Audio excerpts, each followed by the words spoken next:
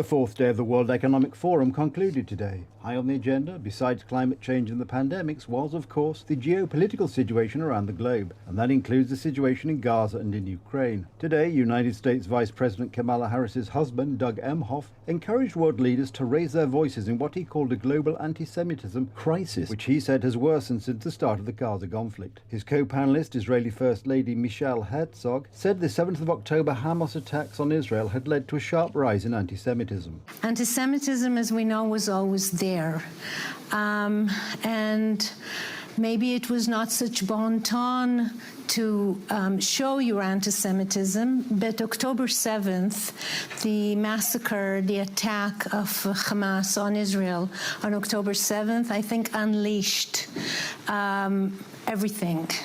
The masks were taken off. All the panelists agreed that education about the Holocaust and stricter monitoring of information relayed on social media were needed in the face of rising hatred against the Jewish community. In terms of the continuing struggle in Ukraine, Lithuanian, Polish and Romanian foreign ministers discussed Eastern European border security at the forum today. Romanian Foreign Minister Luminita Teodora Odăbescu stated that European countries need to remain committed to supporting Ukraine as the aggression may not stop at the Ukrainian border.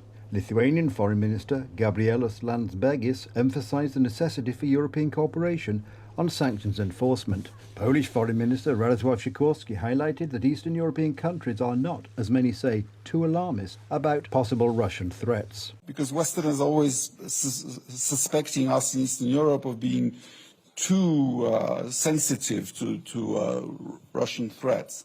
Well, first of all, it's experience. You know, if you're Israeli and Iran threatens you, you believe them. If you're Polish or Lithuanian and the Russians threaten you, it's usually credible. It's 500 years of experience. In further tensions around the globe, Pakistan's caretaker Prime Minister Anwar ul-Haq Kakar will cut short his visit to the World Economic Forum in Davos, the country's foreign ministry spokesman said today, amidst escalating tensions with Iran. Pakistan said it had conducted strikes inside Iran on Thursday, targeting separatist Baloch militants, 2 days after Tehran said it had attacked the bases of another group within Pakistani territory. Iranian media said several missiles hit a village in the Sistan-Balochistan province that borders Pakistan, and that 3 women and 4 children, all non-Iranians, were killed. The strikes into Iranian territory came after Iran said on Tuesday it had targeted Israeli-linked militant bases inside Pakistan. Pakistan said civilians had been hit and 2 children killed in Tuesday's attack, and warned that there would be consequences for which Tehran would be responsible. The World Economic Forum concludes tomorrow.